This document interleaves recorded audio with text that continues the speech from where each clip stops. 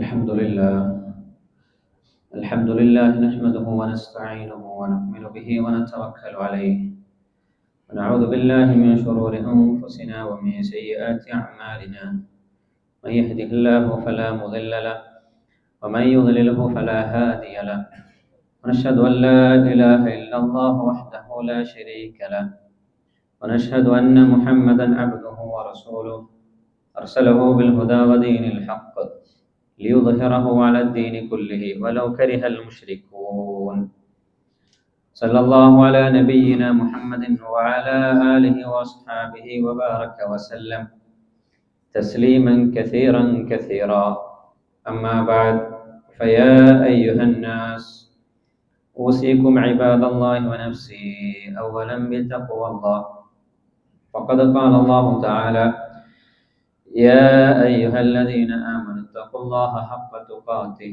ولا تموتن إلا وأنتم مسلمون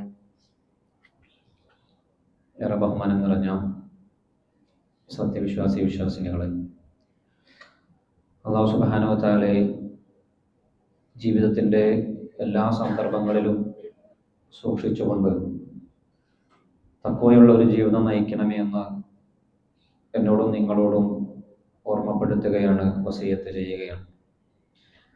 അല്ലാഹു സുബ്ഹാനഹു വ തആല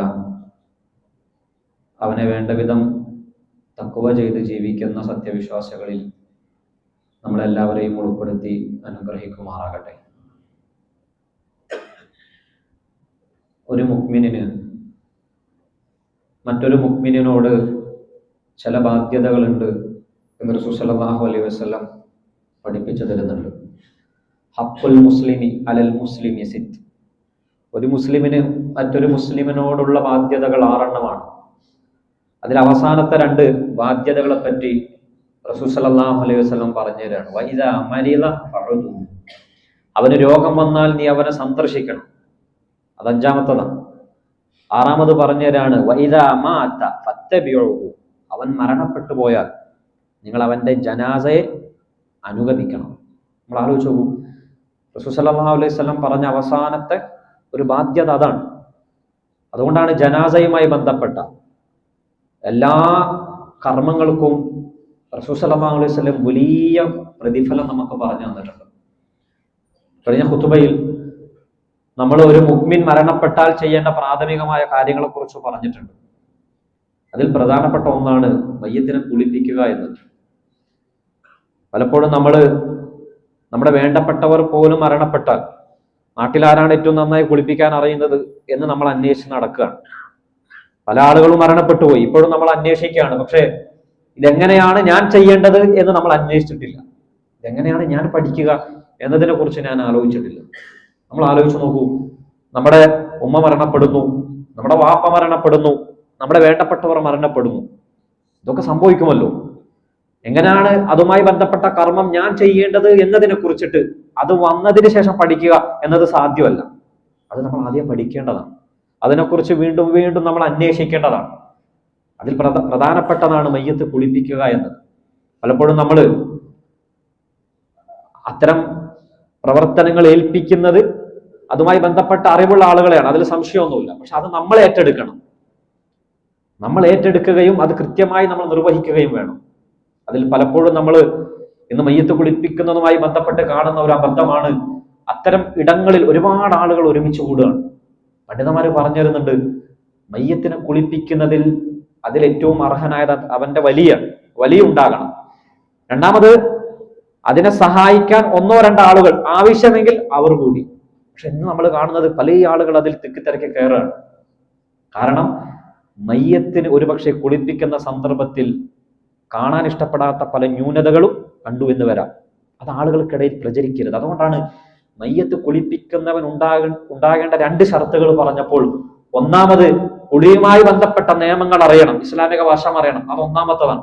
2-മത്തത് അമീനായിരിക്കണം, സത്യസന്ധനും വിശ്വസ്തനുമായിരിക്കണം. അവൻ കണ്ട ന്യൂനതകൾ ഒരു കാരണവശാലും പുറത്താളുകളോട് പറയരുത്. അങ്ങനെ ആവണമെങ്കിൽ തന്നെ നമ്മൾ തന്നെ അത് ഏറ്റെടുക്കണം.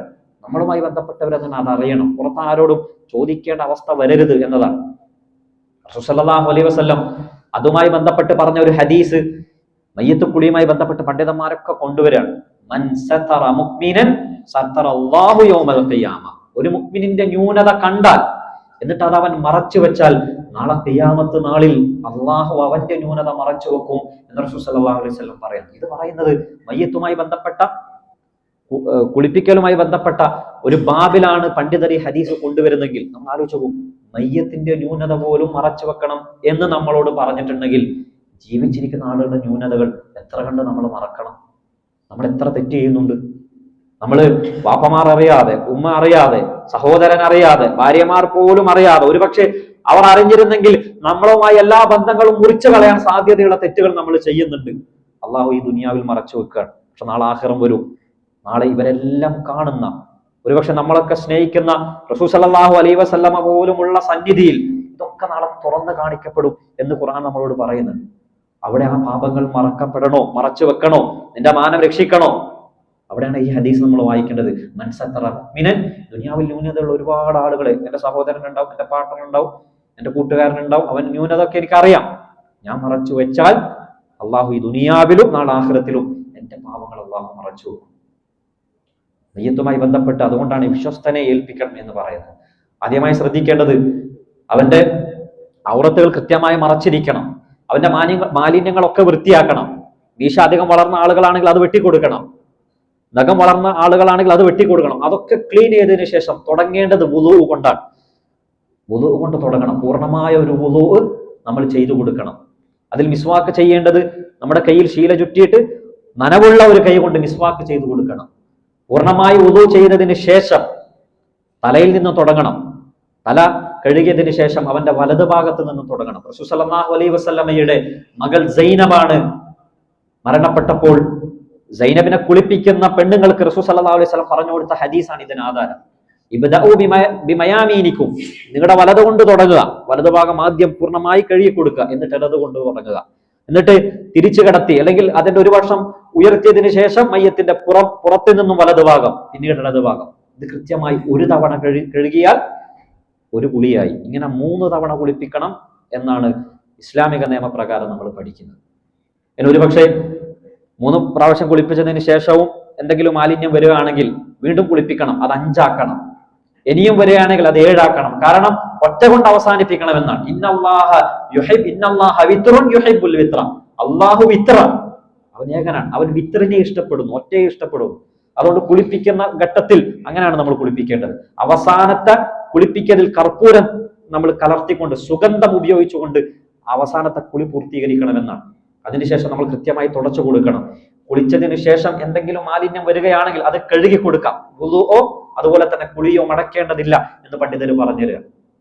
അതിനുശേഷമാണ് കഫൻ എന്ന് പറയുന്ന ഏറ്റവും പ്രധാനപ്പെട്ട, നമ്മൾ ആലോചിച്ച് നോക്കും, നമ്മൾ ജീവിതത്തിൽ എന്തെങ്കിലുമൊക്കെ മരണശേഷം കൊണ്ടുപോകുന്നത് ഈ കഫൻ മാത്രമാണ്. 3 കഷ്ണം തുണിയാണ്. 3 കഷ്ണം തുണി മാത്രം. ഒരിക്കൽ അബൂബക്കർ സിദ്ദീഖ് റളിയല്ലാഹു തആല അൻഹു, അദ്ദേഹത്തിന്റെ ഖിലാഫത്തിന്റെ അവസാന സമയം അദ്ദേഹത്തിന് വലിയ രോഗം പിടിച്ചു. മരണപ്പെടാൻ ഇങ്ങനെ കിടക്കുകയാണ്. ഇമാം ബുഖാരി റിപ്പോർട്ട് ചെയ്യുന്ന ഹദീസാണ്. ആയിഷ വന്നിട്ട് അബൂബക്കറിന്റെ അഥവാ വാപ്പയുടെ അടുക്കലേക്ക് പ്രവേശിച്ചു. വാപ്പ ചോദിച്ചു, മകളെ ഇന്ന് ഏതാണ് ദിവസം? ഇന്ന് തിങ്കളാഴ്ചയാണ്. രണ്ടാമത്തെ ചോദ്യം, മകളെ നിങ്ങൾ റസൂൽ സല്ലല്ലാഹു അലൈഹി വസല്ലമയെ എത്ര കഷ്ണം തുണിയിലാണ് കഫൻ ചെയ്തത്? 3 കഷ്ണം തുണിയിലാണ്. എന്നിട്ട് അബൂബക്കർ സിദ്ദീഖ് റളിയല്ലാഹു അൻഹു പറയാണ്, ഫഅർജു ഫീമാ ബൈനി വബൈനൽ ലൈൽ, ഈ രാത്രി ഞാൻ അല്ലാഹുവിലേക്ക് യാത്രയാകും എന്നൊരു പ്രതീക്ഷയുണ്ട്. എന്ന് പറഞ്ഞാൽ റസൂൽ സല്ലല്ലാഹു അലൈഹി വസല്ലം മരണപ്പെട്ടത് തിങ്കളാഴ്ചയാണ്. അതേ തിങ്കളാഴ്ച പ്രവാചകൻ മരണപ്പെട്ടത് 63-ാമത്തെ വയസ്സിലാണ്. അതേ 63-ാമത്തെ വയസ്സിൽ റസൂൽ സല്ലല്ലാഹു അലൈഹി വസല്ലം വഫാത്തായത് ഒരു പനി ബാധിച്ചാണ്. അതേ പനി ബാധിച്ച് ആലോചിച്ചു നോക്കൂ. പ്രവാചകന്റെ ജീവിതകാലത്ത് അബൂബക്കർ എത്രമേൽ ഒട്ടി നിന്നിരുന്നോ അതുപോലെ റസൂൽ സല്ലല്ലാഹു അലൈഹി വസല്ലം വഫാത്തിന്റെ രോഗം ബാധിച്ചപ്പോൾ ഇമാമത്ത് നിൽക്കാൻ കൽപ്പിച്ചത് അബൂബക്കറിനെയാണ്. പ്രവാചകൻ ഹിജ്റ ചെയ്യുമ്പോൾ കൂടെ കൂട്ടിക്കൊണ്ടുപോയത് അബൂബക്കറിനെയാണ്. എത്രത്തോളം മരണപ്പെടുമ്പോൾ പോലും അല്ല, മരണപ്പെട്ടതിന് ശേഷവും റസൂൽ സല്ലല്ലാഹു അലൈഹി വസല്ലമയുടെ ഖബറിന്റെ അതേ ചാരത്ത് അബൂബക്കർ സിദ്ദീഖ് റളിയല്ലാഹു തആല അൻഹുവിന്റെ ഖബർ വരികയാണ്. അബൂബക്കർ ചോദിച്ചു, 3 കഷ്ണം തുണിയാണല്ലോ? അതെ. എങ്കിൽ ഒന്നാമത് ഞാൻ ധരിച്ച തുണിയുണ്ട്, അതിനപ്പുറം 2 തുണികൾ മാത്രം നിങ്ങൾ കൂട്ടുക. അതുകൊണ്ടാണ് കഫൻ ആർഭാടമാക്കരുത് എന്ന് പറയാറുണ്ട്. ഏറ്റവും ലളിതമായ 3 വസ്ത്രത്തിൽ. പിന്നെ ഒരുപക്ഷെ ഇനിയും 3 വസ്ത്രം കവർ ചെയ്താലും എന്തെങ്കിലും രോഗമുള്ള ആളാണ്, രക്തം വരാൻ സാധ്യതയുണ്ടെങ്കിൽ 5 വസ്ത്രം, അവിടെയും ഒറ്റയാണ്. നമുക്ക് വസ്ത്രം അധികരിപ്പിക്കാം ആവശ്യമെങ്കിൽ മാത്രം. ഇനി കഫൻ ചെയ്തതിന് ശേഷമാണ് ഒരു മനുഷ്യന്റെ എന്തെങ്കിലും ഒരു രക്തം വരുന്നു, മാലിന്യം വരുന്നുവെങ്കിൽ കുളിയും അതുപോലെ തന്നെ വുളുവും മടക്കേണ്ടതില്ല. മറിച്ച് അത് അള്ളാഹു നമുക്ക് തരുന്ന ഒരു തഖ്ഫീഫാണ്. കാരണം ഇനിയും കുളിപ്പിക്കണമെങ്കിൽ കഫൻ ഇനിയും ഒഴുക്കി അത്തരത്തിൽ പ്രയാസങ്ങൾ ഉണ്ടാവരുത്. എന്നിട്ട് നമ്മളോട് പറയുന്നുണ്ട് 3 കഷ്ണം തുണിയിൽ നമ്മൾ പൊതിഞ്ഞതിന് ശേഷം അതിന്റെ അധികമായ ഭാഗം തലയുടെ ഭാഗത്ത് ചുറ്റുക എന്നാണ്. അതിന് അവർ പറയുന്ന ഒരു ഹദീസ് എന്താണ്? മുസ്അബ് ഇബ്നു ഉമൈർ റളിയല്ലാഹു തആല അൻഹു ഉഹദിൽ വഫാത്തായി. നമുക്കറിയാവുന്ന കഥയാണ്. ഉഹദിൽ വഫാത്തായ മുസ്അബ് ഇബ്നു ഉമൈർ റളിയല്ലാഹു തആല അൻഹുവിന്റെ നമ്മളുടെ പഴയ കാലം ആലോചിച്ചാൽ വലിയ ധനാഢ്യനായിരുന്നു. നമ്മൾ ആലോചിച്ച് നോക്കൂ, മുസ്അബ് വരുന്ന ഒരു സന്ദർഭം അന്നത്തെ കാലത്ത് അതുമായി ബന്ധപ്പെട്ട സ്ത്രീകൾ പോലും മനസ്സിലാക്കിയിരുന്നു. മുസ്അബിന്റെ സുഗന്ധം അത്രമേൽ ഫേമസ് ആയിരുന്നു. അത്രയും റിച്ചായി ജീവിച്ചിരുന്ന ഒരു മുസ്അബ് ഉഹദിൽ മരണപ്പെടുന്ന സമയത്ത് അദ്ദേഹത്തെ മറമാടാൻ ഒരു കഫൻ പോലും ഇല്ല. ചെറിയ കഫനാണ് ഉണ്ടായിരുന്നത്. അദ്ദേഹത്തിന്റെ തല മറിച്ചാൽ കാല് വെളിവാവും, കാല് മറച്ചാൽ തല വെളിവാവും. അപ്പോഴാണ് തല മറച്ചിട്ട് കാലിൽ കേവലം പുല്ല് വെച്ച് അടക്കം ചെയ്യാം എന്ന് തീരുമാനിക്കുന്നത്. അതേ ഹദീസ് തെളിവാണ്. എന്തിന്? തലയുടെ ഭാഗത്താണ് അധികം വരുന്ന തുണി നമ്മൾ കെട്ടേണ്ടത്. കഫൻ ചെയ്തതിന് ശേഷം ആണ് നമ്മൾ നമസ്കാരത്തിലേക്ക് കടക്കുന്നത്. അതുകൊണ്ടാണ് പല പണ്ഡിതരും നമസ്കാരത്തിന്റെ ഷർത്ത് പറഞ്ഞു തന്നപ്പോൾ ഒരിക്കലും മയ്യത്ത് കുളിപ്പിക്കാതെ നമസ്കരിക്കാൻ കഴിയില്ല. കഫൻ ചെയ്യുന്നതിന് മുമ്പ് നമസ്കരിക്കൽ കറാഹത്താണ് എന്ന് പറഞ്ഞാൽ അതിന്റെ പൂർണ്ണമായ രീതി ആദ്യം കുളിപ്പിക്കുക, പിന്നീട് കഫൻ ചെയ്യുക, എന്നിട്ടാണ് നമസ്കാരം തുടങ്ങേണ്ടത്. നമ്മൾ ആലോചിച്ചു നോക്കൂ, വളരെ പ്രധാനപ്പെട്ട. ഒരുപക്ഷെ നമുക്ക് എല്ലാവർക്കും കുളിപ്പിക്കാൻ കഴിഞ്ഞുകൊള്ളണം എന്നില്ല, ഒരുപക്ഷെ നമുക്ക് ഇതുപോലെ കഫൻ ചെയ്യാൻ പറ്റിക്കൊള്ളണം എന്നില്ല. പക്ഷെ നമുക്ക് എല്ലാവർക്കും കഴിയുന്ന ഒന്നുണ്ട്, നമസ്കരിക്കാൻ കഴിയുക. പല ആളുകളും മയ്യത്തിനെ കാണാൻ വേണ്ടി പോകും, കണ്ടിട്ട് തിരിച്ചു പോവാണ്. അങ്ങനെ മയ്യത്ത് കാണുന്നത് പ്രത്യേകിച്ച് പുണ്യമൊന്നുമില്ല. മയ്യത്തുമായി ബന്ധപ്പെട്ട കർമ്മങ്ങളിലാണ് പുണ്യം. അതിലേറ്റവും പ്രധാനപ്പെട്ടത് നമസ്കാരമാണ്. നമസ്കരിക്കുമ്പോൾ എങ്ങനെയാണ് നമസ്കരിക്കേണ്ടത്, അതിന്റെ എല്ലാ നിയമങ്ങളും പണ്ഡിതന്മാരെ നമുക്ക് പറഞ്ഞു തന്നിട്ടുണ്ട്. ഒരുപക്ഷെ നമസ്കരിക്കാൻ വേണ്ടി ഏറ്റവും അഹക്കാരാണ്, ഏറ്റവും ആരാണ് എന്നൊക്കെ നമ്മൾ പറഞ്ഞിട്ടുണ്ട്. എന്നാൽ അതൊരു പള്ളിയിൽ വെച്ചാണ് നമസ്കരിക്കുന്നതെങ്കിൽ പണ്ഡിതന്മാർ പറയാം ആ പള്ളിയിലെ ഇമാം ആരാണോ അദ്ദേഹമാണ് അഹക്ക്, ഏറ്റവും അർഹതപ്പെട്ടവർ. പക്ഷെ പലപ്പോഴും അദ്ദേഹത്തിന്റെ അനുമതി ഉണ്ടെങ്കിൽ, പൊതുവെ നമ്മുടെ നാട്ടുകളിലൊക്കെ അത്തരം പള്ളികളിൽ നിന്ന് ഇമാമാർ അനുമതി കൊടുക്കാറുണ്ട്, എങ്കിലാണ് അതുമായി ബന്ധപ്പെട്ട കുടുംബക്കാർക്കുള്ള അവകാശം പോകുന്നത്. ഇനി വീട്ടിലാണോ നമസ്കരിക്കുന്നത് എങ്കിൽ കുടുംബക്കാരാണ് ഏറ്റവും അർഹരായിട്ടുള്ളത്. മയ്യത്ത് ആണാണെങ്കിൽ അവന്റെ തലഭാഗത്താണ് നമ്മൾ നിൽക്കേണ്ടത്.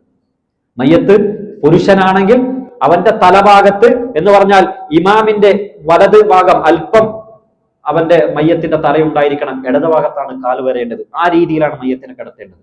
ഇനി സ്ത്രീ ആണെങ്കിൽ മയ്യത്തിന്റെ മധ്യഭാഗത്ത് ഊരയുടെ ഭാഗത്താണ് ഇമാമ് നിൽക്കേണ്ടത്. ഇത് നമ്മൾ അറിയേണ്ടുന്ന ഒരു മസലയാണ്. അവിടെ തന്നെ പണ്ഡിതന്മാർ പറയുന്നുണ്ട്, മയ്യത്ത് പെണ്ണാണെങ്കിൽ എന്തുകൊണ്ടാണ് മധ്യത്തിൽ നിൽക്കുന്നത്? കാരണം ഇമാമ് പിറകിലുള്ള മഅ്മൂമികൾക്ക് അത് ഒരു മറയായി മാറുമെന്നാണ്. പെണ്ണ് മറക്കപ്പെടേണ്ടവളാണല്ലോ, മധ്യത്തിൽ നിന്നാൽ അത് കൂടുതൽ മറയാകും എന്നതിന് വേണ്ടിയാണ് പെണ്ണിന് ഇമാമത്ത് നിൽക്കുമ്പോൾ മധ്യത്തിൽ നിൽക്കണം എന്ന് പറയുന്നത്. നമസ്കാരം 4 തക്ബീറുകളാണ്, നമുക്കറിയാവുന്നതാണ്. ഒന്നാമത്തത് ഫാത്തിഹയാണ്, രണ്ടാമത്തത് റസൂൽ സല്ലല്ലാഹു അലൈഹി വസല്ലമയുടെ മുകളിൽ നമ്മൾ ചൊല്ലുന്ന സ്വലാത്താണ്, ഇബ്രാഹിമി സ്വലാത്ത്, നമ്മൾ നമസ്കാരത്തിൽ ചൊല്ലുന്ന അതേ സ്വലാത്താണ്. മൂന്നാമത്തതിലാണ് ഏറ്റവും പ്രധാനപ്പെട്ട ഭാഗം, അവർക്ക് വേണ്ടി നടത്തേണ്ട പ്രാർത്ഥന. പ്രിയമുള്ളവരെ, നമ്മൾ ആലോചിച്ച് നോക്കൂ, ആ പ്രാർത്ഥന എത്ര പേർ പഠിച്ചിട്ടുണ്ട് എന്ന് നമ്മളൊന്ന് പരിശോധിക്കണം. നമ്മൾ ആ പ്രാർത്ഥന പലപ്പോഴും കേട്ടിട്ടുണ്ട്, പക്ഷെ ഇപ്പോഴും നമ്മളത് പഠിച്ചിട്ടില്ല. എങ്കിലും നമ്മളത് പഠിക്കണം. റസൂൽ സല്ലല്ലാഹു അലൈഹി വസല്ലം മയ്യത്തിന്റെ പാരത്രിക ജീവിതത്തിൽ എന്തൊക്കെ വേണോ അതൊക്കെ ചേർത്തിക്കൊണ്ട് നടത്തിയ പ്രാർത്ഥനയാണ്. അതേ പ്രാർത്ഥന നമ്മൾ പഠിക്കണം. നമുക്ക് എങ്ങനെയും പ്രാർത്ഥിക്കാം. അറിയാത്ത ഒരാൾക്ക് ഒരുപക്ഷെ അറിയില്ല എന്ന് വെച്ചിട്ട് നിസ്കരിക്കാതിരിക്കേണ്ടതില്ല, എന്ത് പ്രാർത്ഥനയും നടത്താം. പക്ഷേ റസൂൽ സല്ലല്ലാഹു അലൈഹി വസല്ലം പറഞ്ഞു തന്ന ഈ പ്രാർത്ഥന നമ്മൾ പഠിക്കണം. അല്ലാഹുമ്മഗ്ഫിർ ലഹു വർഹംഹു. അത് ഒരുപക്ഷെ മയ്യത്ത് സ്ത്രീയാണെങ്കിൽ അല്ലാഹുമ്മഗ്ഫിർ ലഹ എന്ന് തന്നെ പറയാം. അല്ലെങ്കിൽ മയ്യത്ത്, അറബി ഭാഷയിൽ മയ്യത്ത് എന്ന് പറയുന്നത് പുല്ലിംഗമാണ്. അതുകൊണ്ട് ഇഗ്ഫിർ ലഹു, മയ്യത്തിനെ ഉദ്ദേശിച്ചുകൊണ്ട് സ്ത്രീ ആണെങ്കിൽ കൂടി അല്ലാഹുമ്മഗ്ഫിർ ലഹു വർഹംഹു എന്നും പറയാം. എന്ന് പറഞ്ഞാൽ സ്ത്രീ ആണെങ്കിൽ അല്ലാഹുമ്മഗ്ഫിർ ലഹ എന്നും പറയാം, ഇഗ്ഫിർ ലഹു എന്നും പറയാം. ഒരുപക്ഷെ മുഅന്നസ്, സ്ത്രീലിംഗം ഉപയോഗിക്കാൻ ചില ആളുകൾക്ക് പ്രയാസമായിരിക്കും. അതുകൊണ്ട് പ്രവാചകൻ പഠിപ്പിച്ച അതേ പ്രാർത്ഥന ഒട്ടും മാറ്റമില്ലാതെ സ്ത്രീയുടെ മയ്യത്താണെങ്കിൽ കൂടി നമുക്ക് അതേ പ്രാർത്ഥന പറയാമെന്നാണ്. അല്ലാഹുമ്മഗ്ഫിർ ലഹു വർഹംഹു, അവർക്ക് പുറത്തു കൊടുക്കാൻ, അവർക്ക് അള്ളാഹുവിന് കരുണ ചെയ്യാൻ, അവർക്ക് ഈ ദുനിയാവിൽ കിട്ടിയതിനേക്കാൾ നല്ല സൗകര്യം നാളെ ഖബറിൽ കൊടുക്കാനൊക്കെ നമ്മൾ പ്രാർത്ഥിക്കണം. 4ാമത്തെ തക്ബീറിന് ശേഷവും ചെറിയൊരു പ്രാർത്ഥന മുസ്തഹബാണ് എന്ന് പണ്ഡിതന്മാർ പറഞ്ഞു തരുന്നുണ്ട്. അല്ലാഹുമ്മ ലാ തഹ്രിംനാ അജ്റ വലാ തഫ്തിന്നാ ബഅദ. 4 തക്ബീറുകളാണ്. ഒരാൾ മസ്ബൂക്കായിട്ട് കടന്നു വരിക, ഒരാൾ അല്പം താമസിച്ചു കടന്നു വരികയാണെങ്കിൽ അയാൾക്ക് 2 ഓപ്ഷൻ ഉണ്ട്. ഒന്നിക്കിൽ 1ാമത്തെ തക്ബീർ കഴിഞ്ഞതിന് ശേഷമാണ് ഒരാൾ വരുന്നതെങ്കിൽ അദ്ദേഹത്തിന്റെ തക്ബീർ, ഇമാമിന്റെ തക്ബീർ ഒന്നും പരിഗണിക്കാതെ പുതിയതായി തുടങ്ങി ഫാത്തിഹ മുതൽ തുടങ്ങി അവസാനം ഇമാമ് സലാം വീട്ടിയാൽ എന്താണോ നഷ്ടപ്പെട്ടത് അത് തിരിച്ചെടുക്കാം. അല്ലെങ്കിൽ ഇമാമിന്റെ തക്ബീർ ഏതാണ് എന്ന് അറിയുന്നുണ്ടെങ്കിൽ കൃത്യമായി അത് ഫോളോ ചെയ്തുകൊണ്ട് പിന്നീട് ഫാത്തിഹ തിരിച്ചെടുക്കാം. ഇത് രണ്ട് രീതിയും പണ്ഡിതന്മാർ പറഞ്ഞു തന്നിട്ടുണ്ട്. അതോടൊപ്പം തന്നെ പലപ്പോഴും നമ്മൾ ഒരു മയ്യത്തിന് ആവർത്തിച്ച് നമസ്കരിക്കാറുണ്ട്. അതും അനുവദനീയമാണ് എന്ന് പണ്ഡിതർ പറയുന്നുണ്ട്. ഒരു മയ്യത്തിന് വേണ്ടി ഒരാൾ ഇമാമ നമസ്കരിച്ചു, അതേ ആളിന് വീണ്ടും നിൽക്കേണ്ട ആവശ്യമുണ്ടെങ്കിൽ മാത്രം അയാൾക്ക് വീണ്ടും നിൽക്കാം. മറ്റൊന്ന് കാണാം, റസൂൽ സല്ലല്ലാഹു അലൈഹി വസല്ലം പറയുന്ന ഒരു ഹദീസിൽ ഏതെങ്കിലും ഒരു മയ്യത്തിന് വേണ്ടി 3 സഫുകളായി നമസ്കരിച്ചാൽ ഇല്ല ഔജബത്, അവന് അള്ളാഹു സ്വർഗം നിർബന്ധമാക്കിയിരിക്കുന്നു, അല്ലെങ്കിൽ അവർ നടത്തിയിട്ടുള്ള ഷഫാഅത്ത് നിർബന്ധമാക്കിയിരിക്കുന്നു എന്ന് റസൂൽ സല്ലല്ലാഹു അലൈഹി വസല്ലം പറയുന്നു. ഈ ഹദീസ് റിപ്പോർട്ട് ചെയ്ത റാവി അദ്ദേഹത്തിന്റെ ജീവിതത്തിൽ കാണാം, അദ്ദേഹം ഏത് മയ്യത്ത് നമസ്കാരത്തിന് പോയാലും ആളുകളെ 3 സഫുകളായി നിർത്തുമെന്ന, എന്ന് പറഞ്ഞാൽ കുറഞ്ഞത് 6 പേരേ ഉള്ളൂ എങ്കിൽ കൂടി 2 പേര് വെച്ചിട്ട് 3 സഫുകളാക്കാം. കാരണം ഈ ഹദീസാണ് അതിന് അവലംബം. 3 സഫുകളായി നമസ്കരിച്ചാൽ ഇല്ല ഔജബത്ത്. അതുകൊണ്ടാണ് നമ്മൾ പറഞ്ഞത്, എത്രത്തോളം ആളുകൾ കൂടുന്നോ അത്രത്തോളം അതിന് പുണ്യമാണ്. മയ്യത്ത് നമസ്കാരവുമായി ബന്ധപ്പെട്ട് നമ്മൾ പഠിക്കേണ്ടുന്ന കാര്യം അതാണ്. റസൂൽ സല്ലല്ലാഹു അലൈഹി വസല്ലമയുടെ ഒരു സഹാബിയാണ് അബൂ ഹുറൈറ റളിയല്ലാഹു തആല അൻഹു. അദ്ദേഹം ഒരു ക്ലാസ്സിൽ ഈ ഹദീസ് പറയാണ്, മയ്യത്തുമായി ബന്ധപ്പെട്ട ഒരു ഹദീസ്. ആരെങ്കിലും മയ്യത്ത് നമസ്കാരത്തിന് പങ്കെടുത്താൽ ഫലഹു ഖീറാത്തുൻ, അവനൊരു ഖീറാത്ത് പ്രതിഫലമുണ്ട്. ആരെങ്കിലും മയ്യത്തിനെ മറമാടുന്നത് വരെ കൂടെ നിന്നാൽ ഫലഹു ഖീറാത്താനി, അവന് 2 ഖീറാത്ത് പ്രതിഫലമുണ്ട്. വമൽ ഖീറാത്ത്, എന്താണ് ഈ ഖീറാത്ത്? അബൂ ഹുറൈറ പറഞ്ഞു കൊടുക്കുകയാണ്, മിസ്ലു ജബൽ ഉഹദ്, ഉഹദ് മലയോളം വലുപ്പം വരുന്ന പ്രതിഫലമാണ്. ഉഹദ് മലയുടെ വലുപ്പം എത്രയാണ്? ഇന്ന് സൗദി പോകാൻ നമുക്ക് കാണാം 5-6 കിലോമീറ്റർ വലിപ്പമുണ്ട്. നമ്മൾ കാണുന്ന ആ തുടക്കം മാത്രമല്ല ഉഹദ് മല, 5-6 കിലോമീറ്റർ വലുപ്പമുള്ള വലിയൊരു മലയുടെ പ്രതിഫലം 2 തവണയുണ്ട്. ഒന്ന് നമസ്കരിച്ചാൽ 1 ഖീറാത്താണ്, ദഫൻ ചെയ്യുന്നത് വരെ കൂടെ നിന്നാൽ 2 ഖീറാത്താണ്. ഇത് പറയുമ്പോൾ സദസ്സിൽ ഇബ്നു ഉമർ റളിയല്ലാഹു തആല അൻഹു, ഇബ്നു ഉമർ റളിയല്ലാഹു അൻഹു ഈ ഹദീസ് അദ്ദേഹത്തിന് അറിയില്ലായിരുന്നു. അത് അത്ഭുതം. ഇത്രയും വലിയ പണ്ഡിതനാണ്, പക്ഷെ അദ്ദേഹത്തിന് ഈ ഹദീസ് അറിയില്ലായിരുന്നു. അദ്ദേഹത്തിന് വലിയ നിരാശയായി, വലിയ അത്ഭുതമായി. കാരണം ഈ ഹദീസ് അറിയാത്തത് കൊണ്ട് തന്നെ അദ്ദേഹം ചില സമയത്ത് നമസ്കരിച്ചിട്ട് തിരിച്ചു പോകും, ദഫൻ ചെയ്യുന്നത് വരെ നിൽക്കില്ലായിരുന്നു. ഇദ്ദേഹം അത്ഭുതം കൊണ്ട് പെട്ടെന്ന് ആയിഷയിലേക്ക് ഒരാളെ വിട്ടു. അബൂ ഹുറൈറ ഇങ്ങനെ ഒരു ഹദീസ് പറയുന്നുണ്ട്, അത് ശരിയാണോ എന്ന് ഉറപ്പിക്കാൻ വേണ്ടി. ആ മനുഷ്യൻ ആയിഷയുടെ അടുത്ത് പോയി തിരിച്ചു വന്നിട്ട് ഇബ്നു ഉമറിനോട് പറയാണ്, ആയിഷ പറഞ്ഞിട്ടുണ്ട്, അബൂ ഹുറൈറ റളിയല്ലാഹു അൻഹു പറഞ്ഞ ഹദീസ് സഹീഹാണ്, അത് ശരിയാണ്. ആരെങ്കിലും അങ്ങനെ നമസ്കരിച്ചാൽ 2 ഖീറാത്തുണ്ട്. ഇത് കേട്ടിട്ട് ഇബ്നു ഉമർ റളിയല്ലാഹു അൻഹു വല്ലാതെ നിരാശപ്പെട്ടിട്ട് അദ്ദേഹം പറയാണ്, വകം മിൻ ഖീറാത്തിൻ, എത്ര ഖീറാത്തുകളാണ് ഇബ്നു ഉമർ ഈ ഹദീസ് അറിയാത്തതിന്റെ പേരിൽ നഷ്ടപ്പെടുത്തി കളഞ്ഞത്. ആലോചിച്ചു, എത്ര ഖീറാത്തുകൾ. ഫഅമ്മാ മൻ തഖലത് മവാസീനുഹു ഫഹുവ ഫീ ഐശത്തിർ റാദിയ. നമ്മൾ അങ്ങനെ പഠിക്കണം. ഫഅമ്മാ മൻ തഖലത് മവാസീനുഹു, നാളെ അല്ലാഹു തൂക്കുമ്പോൾ തൂക്കം കൂടിയവൻ ഫഹുവ ഫീ ഐശത്തിൻ, അവന് നല്ലൊരു റാദിയായ ഒരു ജീവിതമുണ്ട്. വഅമ്മാ മൻ ഖഫ്ഫത് മവാസീനുഹു, ആർക്കെങ്കിലും തൂക്കം കുറഞ്ഞു പോയ നാളെ തൂക്കും. ഇങ്ങനെ തൂക്കുമ്പോൾ തൂക്കം കൂടിയ സാധനം എന്താണ് നമ്മൾ പഠിക്കണമല്ലോ. അതുകൊണ്ടാണ് ജുമാക്ക് നേരത്തെ വന്നാൽ ഒരു ഒട്ടകത്തെ അർത്ഥ പ്രതിഫലമുണ്ട്. ഒട്ടകത്തിന്റെ കനവും തൂക്കം എത്ര വലുതാണ്, നമ്മൾ അങ്ങനെ പഠിക്കണം. പക്ഷെ ഒട്ടകമല്ല, വലിയ ഉഹുദ് മലയോളം എന്ന് പറഞ്ഞാൽ നാളെ തൂക്കം വെക്കുമ്പോൾ ഇങ്ങനെയൊക്കെ ചില കാര്യങ്ങൾ നമ്മുടെ ജീവിതത്തിൽ ഉണ്ടാകാൻ വേണ്ടിയാണ്. അതുകൊണ്ടാണ് ഇബ്നു ഉമറിന് വലിയ നിരാശയായത്. അതുകൊണ്ട് പ്രിയമുള്ളവരെ, നമ്മളെ സംബന്ധിച്ചിടത്തോളം അത്തരം ഇടങ്ങളിൽ നമസ്കരിക്കാൻ പ്രത്യേകം നമ്മൾ ശ്രദ്ധിക്കണം. പിന്നെയാണ് നമസ്കാര ശേഷമാണ് തശീഉൽ ജനാസ, ജനാസയെ നമ്മൾ അനുഗമിക്കുക എന്ന് പറയുന്നത്. അതും വലിയ പുണ്യമുള്ള കാര്യമാണ്. ജനാസയെ അനുഗമിക്കുക. അസ്രിഉ അൽ ജനാസ, നിങ്ങൾ ജനാസയെ ധൃതിയിൽ കൊണ്ടുപോവുക. അതൊരുപക്ഷെ നല്ലതാണെങ്കിൽ അത് നന്മയിലേക്ക് പോവാൻ, അതൊരുപക്ഷെ ചീത്ത മയ്യത്താണെങ്കിൽ നിങ്ങളുടെ പെരടിയിൽ നിന്നും ഒരു തിന്മയെ നിങ്ങൾ ഒഴിവാക്കുകയാണ്. അതുകൊണ്ട് അസ്രിഉ ബിൽ ജനാസ, നിങ്ങൾ ജനാസയെ എത്രയും പെട്ടെന്ന് കൊണ്ടുപോവുക. ജനാസയെ കൊണ്ടുപോകുന്ന ഇടങ്ങളിൽ നമ്മൾ പങ്കെടുക്കണം. എന്നിട്ട് എങ്ങനെയാണ് ജനാസയെ മറവ് ചെയ്യേണ്ടത് എന്നതുപോലും നമുക്ക് പറഞ്ഞു തന്നിട്ടുണ്ട്. ആ മയ്യത്തിനെ കിടത്തുമ്പോൾ വലത് ചെരിഞ്ഞ് കിടത്തുക. എന്തിനോട് കിയാസ് ചെയ്തിട്ട്? ഒരു മനുഷ്യൻ രാത്രി ഉറങ്ങുകയാണ്, ഏതെങ്കിലും സന്ദർഭത്തിൽ ഉറങ്ങാൻ, അവന് വലത് ചെരിഞ്ഞുറങ്ങലാണ് സുന്നത്ത്.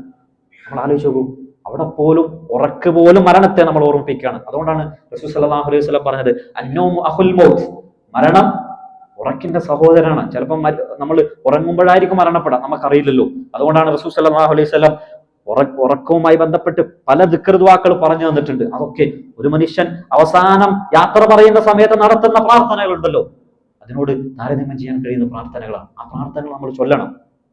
ഖബറിലേക്ക് ഒരു മയ്യത്തിനെ കിടത്തുന്നത് വലത് ചെരിഞ്ഞിട്ടാണ് കിടത്തുന്നത്. എന്നിട്ട് നമ്മൾ കാണുന്നുണ്ട്, പിന്നീട് അതിനെ മറമാടുമ്പോൾ ഏതാണോ നമ്മൾ ഖബർ കുഴിക്കാൻ ഉപയോഗിച്ച മണ്ണ്, അതിനേക്കാൾ ഒരല്പം മണ്ണ് പോലും ഉപയോഗിക്കരുതെന്നാണ്. അതുകൊണ്ടാണ് റസൂൽ സല്ലല്ലാഹു അലൈഹി വസല്ലമയുടെ ഖബർ വിവരിച്ച സമയത്ത് നമ്മൾ കാണാൻ അത് വളരെ പരന്നൊരു ഖബറായിരുന്നു. പ്രവാചകന്റെ ഖബർ പരന്നൊരു ഖബറായിരുന്നു. പരമാവധി ഒരു ചാണ് വരെ മണ്ണ് കൊണ്ട് ഉയർത്താം.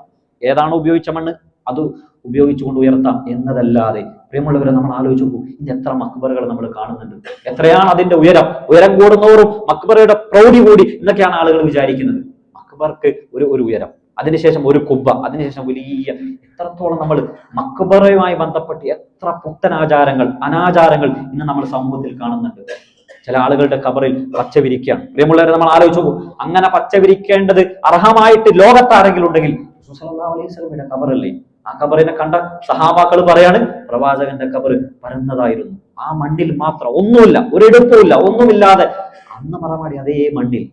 അതാണ് പ്രവാചകൻ സല്ലല്ലാഹു അലൈഹി വസല്ലമ പറഞ്ഞു തന്ന സുന്നത്ത്. അതിനപ്പുറത്തേക്ക്, ഒരു ചാണിനപ്പുറത്തേക്ക് ഒരു ഖബറും ഉയർത്താനേ പാടില്ല. ഇമാം മുസ്ലിം റിപ്പോർട്ട് ചെയ്ത ഹദീസാണ് അയ്യുജസ്സൽ ഖബർ, ഖബറിനെ കുമ്മായമിടുന്നത്. ഇന്ന് കുമ്മായം മാത്രമല്ല, കോൺക്രീറ്റ് ആണ് നമ്മൾ ഇന്ന് ഖബറിൽ കാണുന്നത്. എത്ര ഹറാമായ കാര്യമാണ് നമ്മൾ ആലോചിച്ചു നോക്കൂ. അതേതൊരു മഹാന്റെ ഖബറാണ് എന്ന് പറഞ്ഞാലും ന്യായീകരിക്കാൻ കഴിയാത്ത ഒന്നാണ്.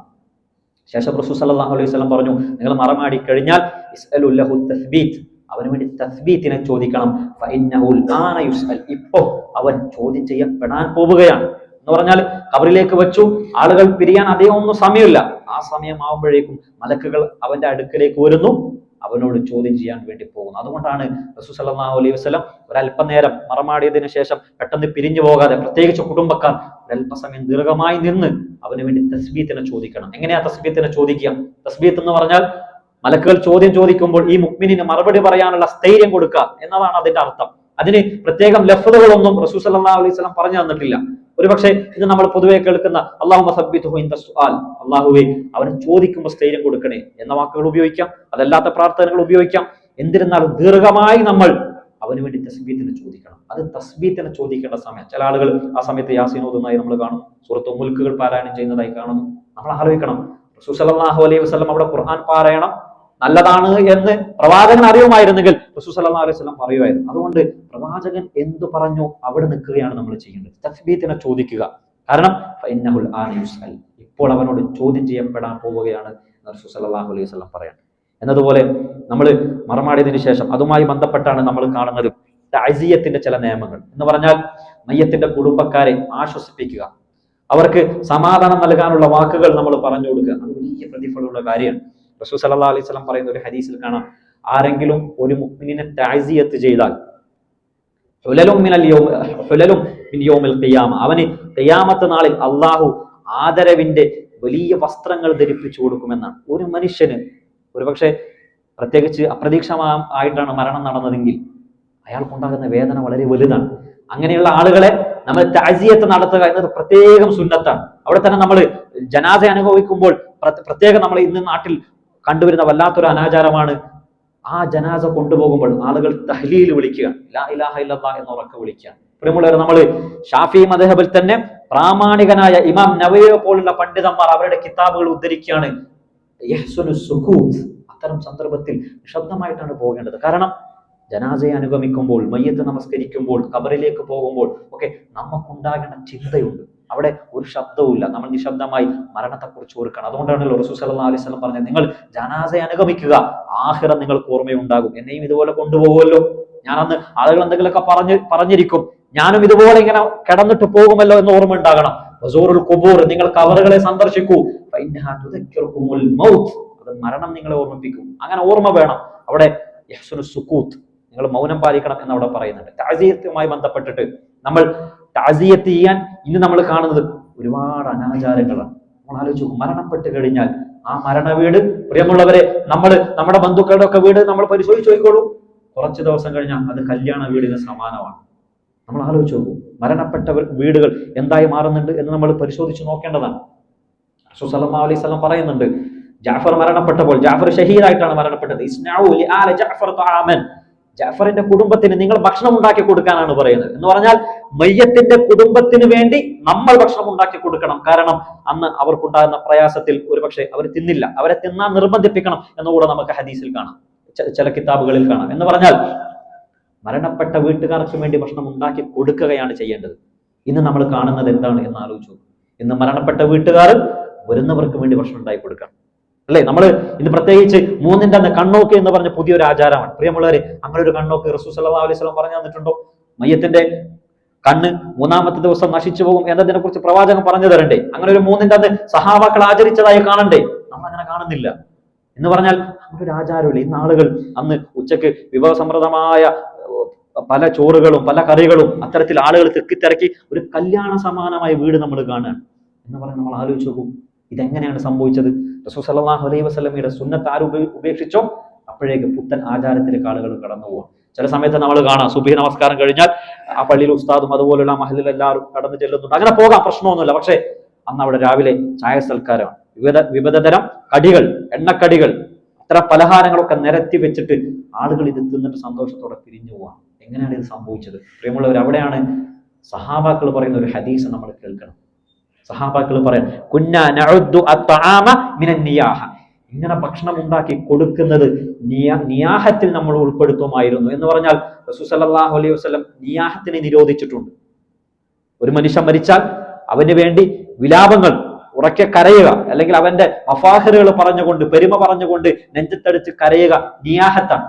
അള്ളാഹുവിന്റെ റസൂൽ സല്ലല്ലാഹു അലൈഹി വസല്ലം അത് നിരോധിച്ചിട്ടുണ്ട്. അതേ വകുപ്പിലാണ് നമ്മൾ ഈ ഭക്ഷണം ഉണ്ടാക്കി കൊടുക്കുന്നതിനെ നമ്മൾ ഗണിച്ചിട്ടുള്ളത് എന്ന് സഹാബാക്കൾ പറയാം. അതുകൊണ്ട് പ്രിയമുള്ളവര്, അത്തരം മരണ വീടുകൾ ഇങ്ങനെ കല്യാണ വീടുകളായി നമ്മൾ കാണുന്നുണ്ടെങ്കിൽ അതിന്റെ അപകടം നമ്മൾ മനസ്സിലാക്കണം. അതൊരു പുത്തൻ ആചാരമാണ് എന്ന് നമ്മൾ തിരിച്ചറിയണം. റസൂൽ സല്ലല്ലാഹു അലൈഹി വസല്ലം താസിയത്തിന് വേണ്ടി പറഞ്ഞു തന്നപ്പോൾ 3 ദിവസം എന്ന കണക്കൊന്നും പറഞ്ഞു തന്നില്ല. ഒരു പക്ഷം 3 ദിവസത്തിന് ശേഷവും അവര് റിക്കവറി ചെയ്യാൻ പറ്റിയില്ലേ, നമ്മൾ ഇനിയും പോയി കാണണം, നമ്മൾ സമാധാനിപ്പിക്കണം. അതാണ് താസിയത്തുമായി ബന്ധപ്പെട്ട് നമ്മൾ അറിയേണ്ടത്.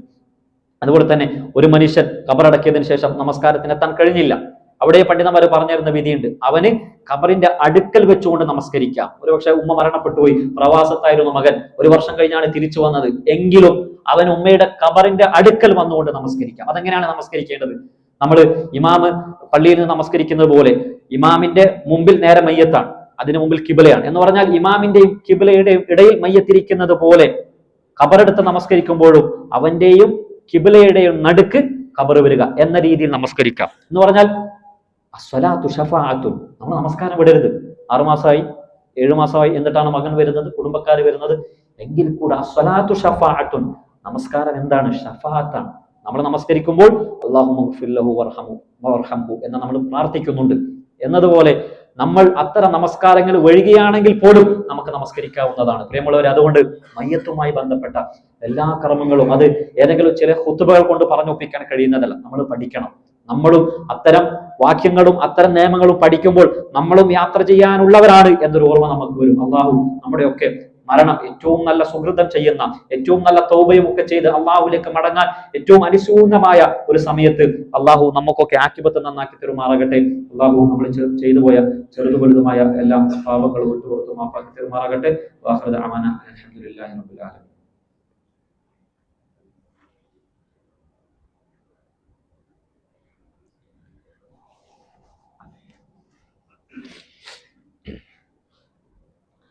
الحمد لله الواحد الأحد الذي لم يلد ولم يولد ولم يكن له كفوا أحد.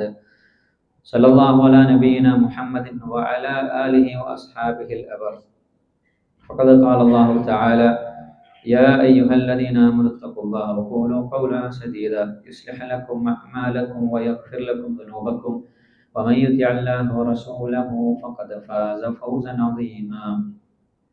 അല്ലാഹു സുബ്ഹാനഹു വ തആല ജീവിതത്തിന്റെ എല്ലാ നിമിഷങ്ങളിലും സൂക്ഷിക്കണമെന്ന് ഒരിക്കൽ കൂടി ഓർമ്മപ്പെടുത്തുകയാണ്, വസിയ്യത്ത് ചെയ്യുകയാണ്.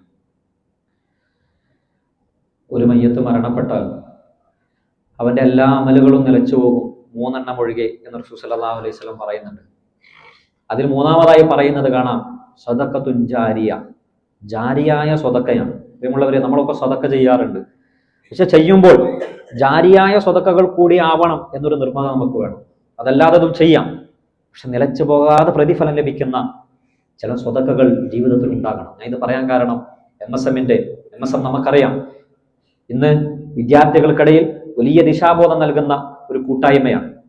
ഡിസംബറിൽ 25, 26, 27 ദിവസങ്ങളിൽ വിദ്യാർത്ഥികൾക്ക് വേണ്ടി ഗംഭീരമായ, അവർക്ക് സന്മാർഗം കാണിച്ചു കൊടുക്കാൻ ഇന്ന് നമ്മൾ ക്യാമ്പസിൽ, ഇന്ന് നമ്മുടെ വിദ്യാലയങ്ങളിൽ നമ്മൾ കുട്ടികളുടെ അവസ്ഥ നമ്മൾ പരിശോധിച്ച് നോക്കണം. ഇന്ന് കുട്ടികൾ 9ാം ക്ലാസ്സിലത്തെ ടെസ്റ്റ് നോക്കി പഠിക്കാൻ ജെൻഡറിനെ കുറിച്ചാണ് പഠിക്കുന്നത്. നീ ആണാണോ പെണ്ണാണോ എന്ന് നീ തീരുമാനിക്കേണ്ട, നിനക്ക് തോന്നുന്നതാവാം എന്നോട് പഠിപ്പിച്ചു കൊടുക്കുന്നത്. പ്രിയമുള്ളവരെ, നമ്മൾ ആലോചിച്ചു. ഇനി നമ്മുടെ മക്കൾ വളർന്നു വരുമ്പോൾ അവരാരെ കല്യാണം കഴിക്കും എന്നോട് നമുക്ക് തിട്ടം പറയാൻ കഴിയില്ല. നീ ആണാണോ പെണ്ണാണോ എന്ന് ചോദിച്ചാൽ എന്റെ പേര് ആണാണെന്നോ പെണ്ണാണെന്നോ പറയാൻ കഴിയാതെ ഒരു ദിശാബോധമില്ലാത്ത കുട്ടികളെ വളരാൻ പോവാണ്. ഇവിടെ അവർക്ക് ഒരു ദീൻ പറഞ്ഞു കൊടുക്കാൻ ലഹരി എത്രത്തോളം ക്യാമ്പസുകളിൽ വർദ്ധിച്ചു വരുന്നുണ്ട് എന്ന് നമുക്കറിയാം. പ്രണയം എത്രത്തോളമാണ്. ഇന്ന് നിങ്ങൾ ശ്രദ്ധിച്ചോ എന്നറിയില്ല, കുറച്ച് ദിവസം മുമ്പാണ് എയ്ഡ്സിന്റെ ഒരു ദിനം ആചരിച്ചത്. പുറത്തേക്ക് വന്ന റിപ്പോർട്ടുകൾ ഞെട്ടിപ്പിക്കുന്നതാണ്. എയ്ഡ്സ് എന്ന രോഗം വളരെ വ്യാപകമായി വർദ്ധിച്ചിട്ടുണ്ട്. ആർക്കിടയിൽ? ഇത് പ്രീ മാരിറ്റൽ, കല്യാണം പോലും കഴിക്കാത്ത കുട്ടികൾക്കിടയിൽ. എന്ന് പറഞ്ഞാൽ ക്യാമ്പസുകൾ പ്രൊമോട്ട് ചെയ്യുന്നത് സ്വവർഗ ലൈംഗികതയാണ്, തുറന്ന ലൈംഗികത. ആർക്കും ആരോടും എന്തുമാകാം. ഫ്രണ്ട്സ് വിത്ത് ബെനിഫിറ്റ്സ് എന്നാണ് പറയുന്നത്. കുട്ടികളോട് നിങ്ങൾക്ക് ഫ്രണ്ട്സ് ഉണ്ടല്ലോ, അതിൽ ബെസ്റ്റി ഉണ്ടല്ലോ, ഗേൾ ഫ്രണ്ട് ഉണ്ടല്ലോ, എന്നാൽ നിനക്കൊരു ബെനിഫിറ്റ് ഉണ്ട്. എന്താണ് ഈ ബെനിഫിറ്റ്? വിവാഹത്തിന് മുമ്പ് നിനക്ക് വേണ്ടതൊക്കെ ചെയ്യാം എന്നതാണ് ബെനിഫിറ്റ്. പ്രിയമുള്ളവരെ, നമ്മുടെ കുട്ടികൾ കടന്നു പോകുന്ന ഇത്രയും വലിയ ഒരു ദുഷ്കരമായ ഒരു പ്രതിസന്ധിയിൽ അവർക്കാരാ ദിശാബോധം നൽകുക? ഒരു MSM അല്ല, 10,000 MSM ഉണ്ടായാലും ഈ ആവശ്യം നിർവഹിക്കപ്പെടാൻ സാധ്യതയില്ല. അത്രയും പ്രയാസകരമായ ഒരു കാലഘട്ടത്തിലാണ് നമ്മൾ ജീവിക്കുന്നത്. പ്രിയമുള്ളവരെ, ആ ഒരു വലിയ ദൗത്യത്തിന് മുന്നേ തന്നെ വലിയ ഒരു പ്രചാരണം നടക്കുന്നുണ്ട്. അതിലൊക്കെ വലിയൊരു ബാധ്യത സാമ്പത്തികമായി കടന്നു വരുന്നുണ്ട്. ഇന്നത്തെ നമ്മുടെ ഈ ഒരു ജാരിയായ സ്വതക്ക എവിടെയാണ് എന്ന് നമ്മൾ അന്വേഷിക്കുമ്പോൾ, പ്രിയമുള്ളവരെ, ഇതൊരു പരിപാടിക്ക് വേണ്ടിയുള്ള സ്വതക്ക എന്നതിനും അപ്പുറത്തേക്ക് ഒരു തലമുറയെ നമ്മൾ കെട്ടിപ്പടുത്താൻ, വളർത്തിയെടുക്കാൻ, ജഅൽനാലിൽ മുത്തഖീന ഇമാമ, ഇമാമിയങ്ങളായ കുട്ടികളെ വളർത്തിയെടുക്കാനുള്ള ഒരു സംരംഭമായി കണ്ട് നിങ്ങളാൽ കഴിയുന്നത് നിങ്ങൾ അതിൽ നിർവഹിക്കണം എന്ന് ഓർമ്മിപ്പിക്കുകയാണ്. അള്ളാഹു നമ്മൾ ചെയ്യുന്ന ചെറുതും വലുതുമായ എല്ലാ അമലുകളും സ്വീകരിക്കുമാറാകട്ടെ. നമ്മൾ ചെയ്തു പോയ ചെറുതും വലുതുമായ എല്ലാ പാപങ്ങളും അള്ളാഹു വിട്ടുപുറത്ത് മാപ്പാക്കി തരുമാറാകട്ടെ. അള്ളാഹു നമ്മുടെയൊക്കെ ആഖിബത്ത് ഏറ്റവും നന്നാക്കി തീർക്കുമാറാകട്ടെ. അള്ളാഹു നമ്മളിൽ നിന്ന് മരണപ്പെട്ടു പോയ മാതാപിതാക്കൾ, നമ്മുടെ കുടുംബക്കാർ, നമ്മുടെ വേണ്ടപ്പെട്ടവർ, അവരുടെയൊക്കെ പരലോക ജീവിതം അള്ളാഹു എളുപ്പമാക്കി കൊടുക്കുമാറാകട്ടെ. നമ്മളിൽ നിന്ന് കടങ്ങൾ കൊണ്ട്, രോഗങ്ങൾ കൊണ്ട് പ്രയാസപ്പെടുന്ന എല്ലാ ആളുകളുടെയും പ്രയാസം അള്ളാഹു നീക്കി കൊടുക്കുമാറാകട്ടെ. അള്ളാഹു നമ്മുടെ കുടുംബത്തിന്, നമ്മുടെ സമ്പത്തിന്, നമ്മുടെ ആരോഗ്യത്തിന്, നമ്മുടെ മക്കളിൽ എല്ലാവിധ ഖൈറ് ബറകാത്തുകളും നൽകി അനുഗ്രഹിക്കുമാറാകട്ടെ. ഫലസ്തീനിൽ നമ്മുടെ സഹോദരങ്ങൾ അനുഭവിക്കുന്ന എല്ലാ പ്രയാസങ്ങളും അള്ളാഹു അവർക്ക് ശാശ്വതമായി പരിഹരിച്ചു കൊടുക്കുമാറാകട്ടെ. ഈമാനോടുകൂടി ജീവിച്ച് ഈമാനോടുകൂടി മരിച്ച് നാളെ ജന്നാത്തുൽ ഫിർദൗസിൽ ഒരുമിച്ച് കൂടാൻ അള്ളാഹു നമ്മളെയൊക്കെ അനുഗ്രഹിക്കുമാറാകട്ടെ. അല്ലാഹുമ്മ ഗ്ഫിർ ലിൽ മുഅ്മിനീന വൽ മുഅ്മിനാത്ത് വൽ മുസ്ലിമീന വൽ മുസ്ലിമാത്ത് അൽ അഹ്യാഇ മിൻഹും വൽ അംവാത്ത് ഇന്നക മുജീബുദ് ദഅവാതി വഖാദിൽ ഹാജാത്ത്. റബ്ബനാ ആതിനാ ഫിദ് ദുനിയ ഹസന വഫിൽ ആഖിറതി ഹസനതൻ വഖിനാ അദാബന്നാർ. إن الله يأمركم بالعدل والإحسان وإيتاء ذي القربى وينهى عن الفحشاء والمنكر والبغي يعظكم لعلكم تذكرون ولذكر الله أكبر والله يعلم.